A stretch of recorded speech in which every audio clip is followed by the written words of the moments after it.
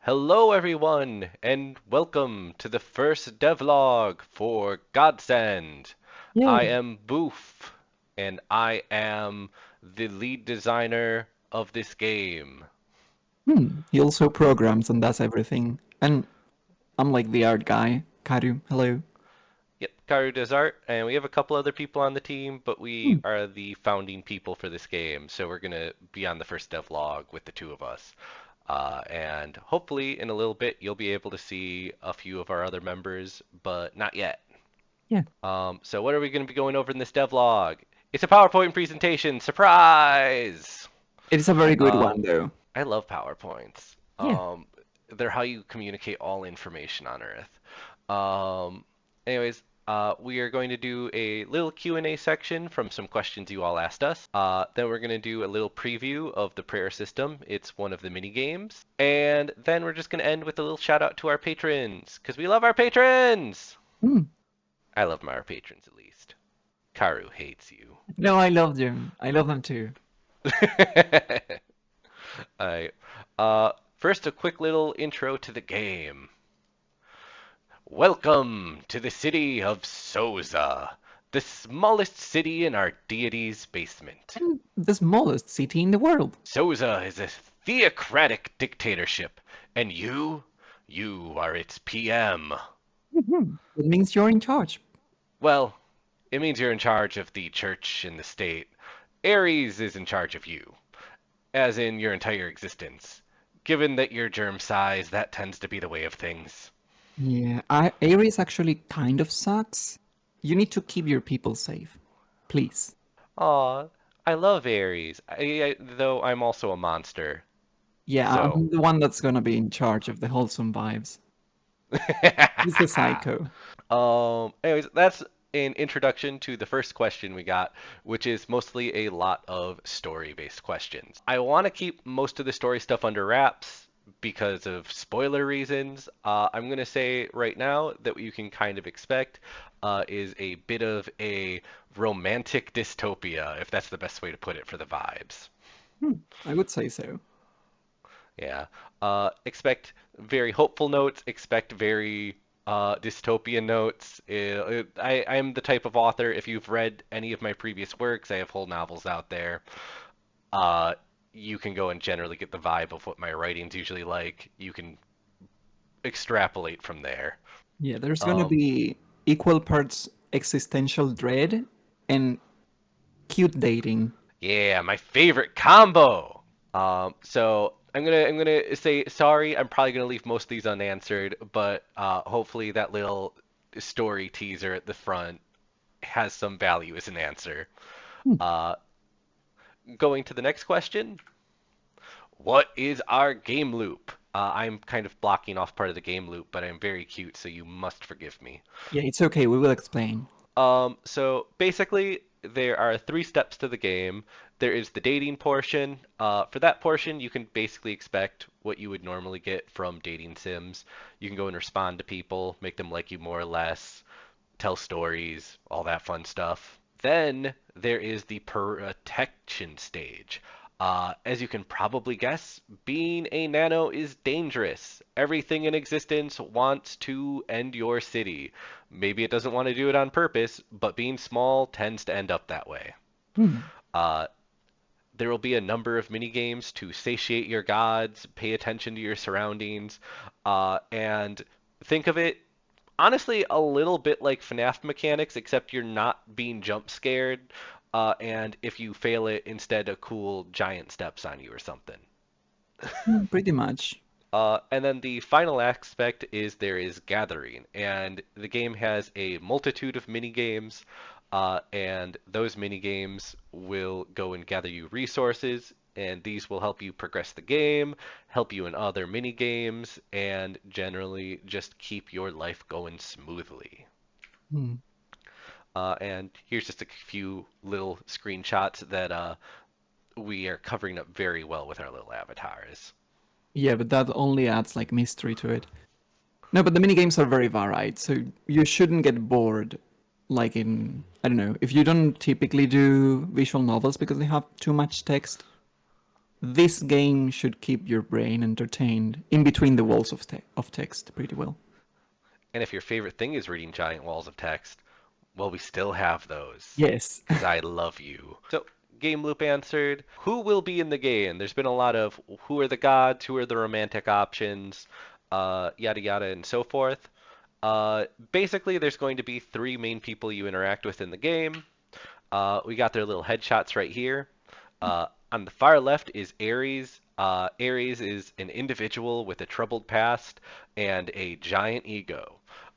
And he is the giant asshole that owns your city. He also has a traveled present and probably a traveled future, but yeah, He's he's just doing his kind of best. troubled. Yep. In the middle is Sid. He is our grind set kobold. If you've been watching the little videos on our channels, you've probably seen the Grax grind set. Everyone the seems to love Sid, which makes sense. He's very lovable, very dorky. Sid is a very mixed bag figure within the universe. He will basically do anything for money, and he is more than willing to help tiny people as long as they got a few bucks. He is your conduit between the world of the small and the world of the big. And he will be helping you in many, many ways. And you can also romance the greedy little gremlin. Hmm. And finally, on the far right over there is Milo. We haven't really talked too much about Milo, but he is one of your fellow nanos, and he will be your helper. He's just like the golden retriever, super kind, super helpful boy, Yeah, and he's pretty much he's in charge of you. yep, he's a little glimmer of hope. He does a lot of the exposition, he does the tutorials, and he also just makes it so the game doesn't get too dark when you're being loomed over by giant world-ending entities. When will the game be done? The golden question that everyone wants to know, including me. Yeah, this gets asked a bunch, but it's a hard thing to quote Yeah, with it's very certainty. hard. It's very hard to predict. My guess would be about 6 months out, maybe a little bit more, maybe a bit less. This is our first time doing a large scale project like this. We've done a couple of Kickstarters in the past, or not Kickstarter. That's a completely wrong Yeah, term. game Uh, jams, and Game we're Jam. very Thank very you. fast at them. But again, Yeah. we want this one to go extra well, so we are taking our patience and taking our time to make sure everything's really neat. The game will be done when it gets done, but we would be aiming for 6 months or so. Um, but I would guess that our predictive abilities are a little bit weaker given that this is our first big game. Hmm. Um, Going on. Ba-bum. Oh, I would put this in here because I thought it was important to make this as a Yes. side note. A lot of people who go and put out games in the furry community have this philosophy of they will release build after build for early builds to give people access to them. And I get why that's really appealing to the people who help fund these projects because you want to be able to play the game right away. However, I think it's a massive mistake as far as game quality goes. The second you have to start chopping up your game into these little bite-sized pieces and then continuously releasing them, I think it just slowly breaks games. And because of that, I'm not really a fan of that approach of releasing games. So the only early release version of this game will be bug testing copies for bug testers. And that will probably make a lot of people sad, and I wouldn't blame you, but it's very important for me because the highest importance thing for me is quality. So that Pro- we actually have a game, a complete one. to compensate the individuals who would be very sad and want to make sure that we're actually making a game and actually making a good game. That's what these little dev vlogs are for. They will include videos, updates, and other things to show what's going on, as well as it allows us to control the amount of spoilers that get out because we are the ones releasing these. And given that this is a very story heavy game, going and doing months between story segments is probably not the best way to enjoy it. So going and be able to control those little bursts, I think will be very helpful for the end product. Yep. How long will the game be? It's a little bit hard to say at this stage in production, but the aim is to be a few hours in length, at which point we will set you free and you can go about your business. Yeah. Where will the game get posted? Right now, A very easy answer is itch.io because there's no barrier to posting there. And also Steam. We've already gone through all the paperwork to get access to Steam, so we are good to go on posting there. The other question was about if there is going to be Mac compatibility. For that one, I want to have it, but I'm not 100% sure we'll be able to do it. No one on the production team has a Mac. From my understanding, they have a lot of gating to go and stop people from producing things for it if you don't have a Mac. So we'll figure that out as we go along. I haven't looked too deep into it yet, as you can probably guess given how many ifs I'm including here. The main priority is Windows for us, though. Can we do anything to help? We've gotten a lot of these messages, Hmm. some in the actual question and answer area. Others have just been DM'd to us. We've gotten a lot of messages along this route. The answer? Probably not. There's basically only one aspect of the team that's not filled out very well right now, which is that we don't really have anyone who's that good at sound effects. Most of the sound effect work has fallen on me, and I am not an especially great Foley artist. I have been doing my best, but if anyone's really good at sound effects, then we can reach out. Other than that, things that anyone is capable of doing, going and just spreading the word of the game is incredibly helpful. I know that's not the most fun one to do. Yeah, but That's it's not the very exciting one. important. Yeah, we really need it. We are a tiny, tiny dev team. Spread the word. We can't really afford to do much advertising, so word of mouth is our only way to survive advertising wise. So you get to determine if we live or die. Do not let me perish, Please. please. And then the other thing is give us money. I want money, please. Any sort of Patreon funding is also extremely helpful. A lot of the people working on this project are just doing it for free, basically, hoping to make the money out on the actual release. Some of them I do have to give money to, which means that until this comes out, I am in the red and I am losing money and I am slowly perishing. Oh God, my bunny heart. No, I'm fine financially. Don't worry about me. But it does really help a lot. Let's go to the next question. Endings. There's a whole bunch of questions about the end state of the game, who we can date in the end, blah blah blah blah blah. I'm gonna say right now there is the intention of, besides bad endings where you go and get yourself fucking murdered, there is supposed to be three endings. Two of them are based on successful romance options, and one of them is the more neutral ending where you decide they're both too fucked up to date.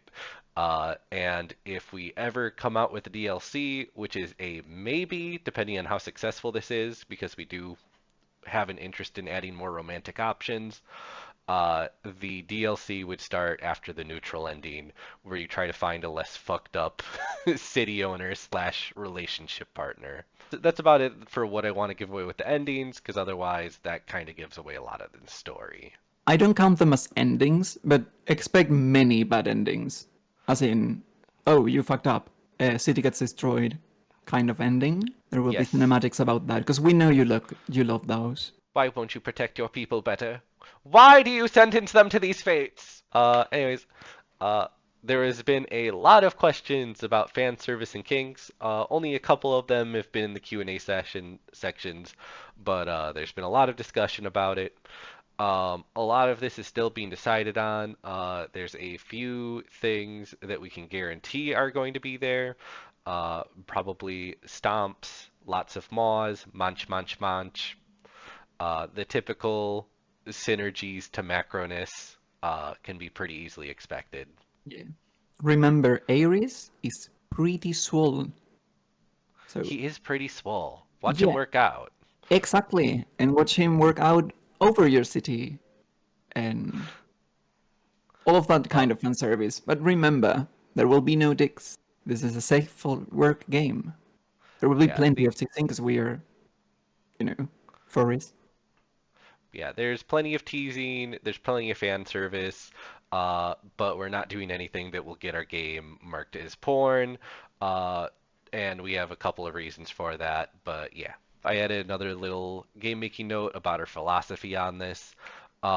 We are very happy to add fan service. We love doing it, but we do have a priority list, and the story and the game will always take priority to the fan service. A lot of time they're in agreement, and we can do all three of them and have a great time. If there ever is a time where a design decision needs to be made, though, and they're in conflict, the story and the game will outweigh the fan service.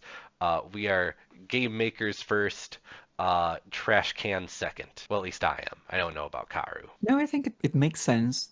I mean, we're not making porn. We do that all the time. We're making a game this time, so we gotta Yeah, focus on the game. if you want the actual NSFW, head over to my FA. Yeah, probably. There will be plenty of that. Also, if you want more NSFW content, I don't care if people go and use the characters for whatever they want, so you can make your own dreams a reality. Yeah. Right, mechanic wise, there's a lot of these. This one I'll actually go one question at a time. Uh, Hopefully I pronounce these names right. Ivara the Fuchs basically asks, will there be rollback options like in most visual novels? The answer here is I would love to put one in, but it's not really an option that we can make use of, just because of all of the mini games and other mechanics that are being involved. Uh, Go and make it really messy to roll back those types of features, sadly.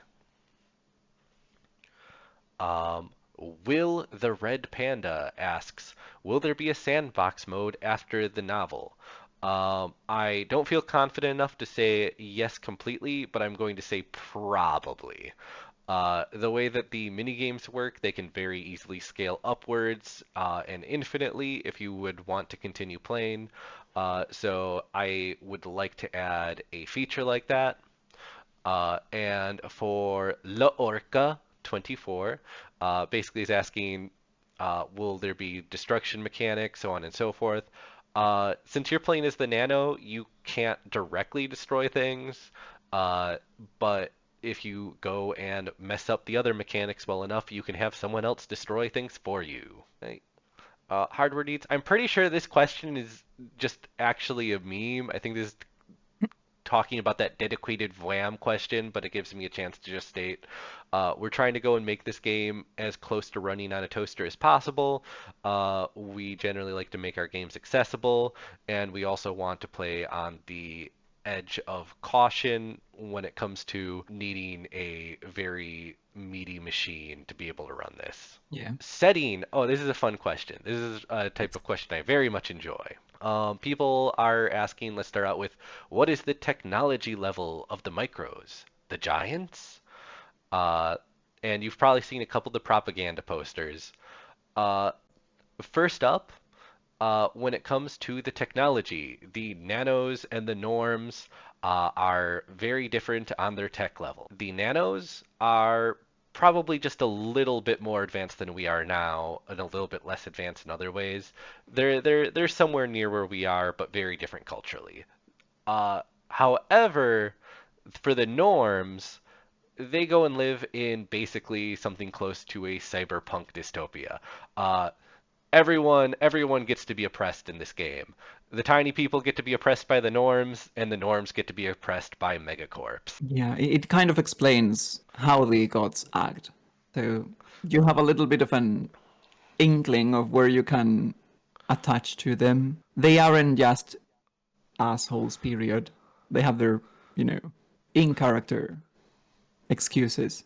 By the way, for the propaganda posters, those are for the megacorps that run over the rule over the norms. So like Foundation, Ascension, gotta do the snake sound with it, and all the others. Those are for the norm. And what kind of furry species exists in this world? For the nanos, basically anything milk toast can exist. You can have stoats, you can have wolves, foxes, anything milk toast. When it comes to the norms, they have, as I said, one of the megacorps is Ascension. They are all about biomodding. They are about going and doing cybernetics. Amongst the norms, you can have the weirdest creatures that you can imagine. and that would be valid within canon. So go and sign up for your Ascension mandated biomods today. But maybe don't do it, because then they will hook you up on, cyber drugs and mental stabilizers. Next question. AI. Yes, no, Uh, no, not at all.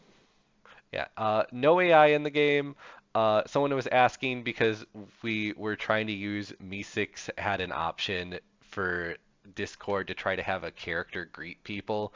We tried to look into it quick to see if it did any good. It just caused Ares to threaten to ram his horns up people's asses, and it was very poor. It went off the rails very, very quickly and very, very easily, so no thank you.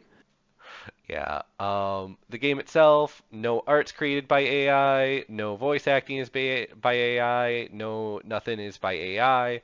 It is very important to us that everything gets crafted by furry hands. Yeah, pretty much. And we already answered this one on the Discord because it drives me insane. Anything AI that gets close will get smitten. So yeah, you can be pretty reassured that we are not going to do that. That's disgusting. Karu will nuke it into the ground. Yes, I will literally smite them.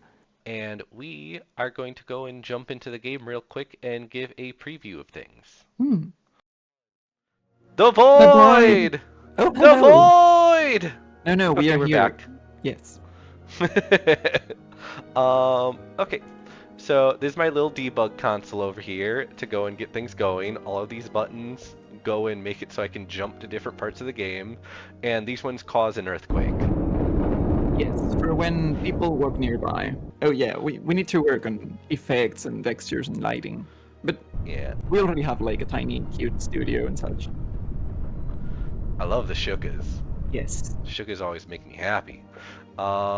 The main thing that we came here to show you is the prayer station, which stands for You forget already.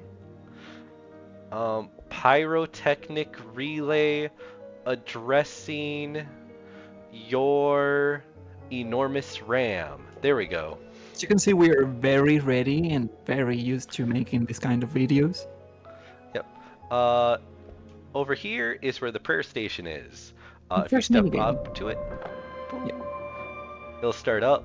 Uh, you will go and see that there are many options. Many of them are incredibly chaotic. The theme within Universe is that these are the prayers of the citizens below.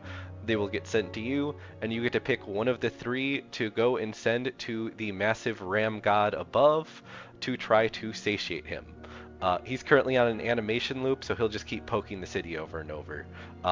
And it makes me happy while developing, so he'll stay that way until I get a better reaction from him. Yeah. So once you want to submit something, you go, you look at it, you submit it, I need to get it'll send a some. little fuse out, and the pyrotechnics begin. So he can read them. Yeah. Yep. And then you And get 3 new ones. Yep, and you'll just keep sending these up. Uh, right now, they just have these little debug screens to show how angry Ares is. His behavior will change in later versions based on how angry he is, but for now, you just get an integer value to see how good you are doing at these. And so you just go about and decide which one you want to submit. A couple of these are already ones that a couple of our patrons submitted. So right now we have a system set up so that patrons can submit prayers into the game, and they will be featured in here to be submitted to our deity above. Mew. It took so long to make. That effect took so long to make. Yeah, but it looks very cool. So that's kind of how we are making things. If it's cool, it doesn't matter if it's hard to make. And yeah, those are posters. This is part of another mini game. Yep. Yeah. The picture frames. We are going to probably portray Ares in these picture frames and actually commission macro furry artists and such. You know, to have them in game decorating.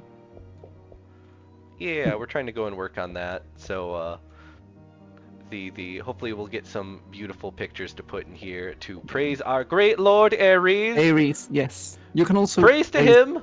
praise the kobold, but you have to do it silently so he doesn't know. Praise to you, Ares. Please don't crush us. Ah, he did it anyways. Wait, I have found one more question.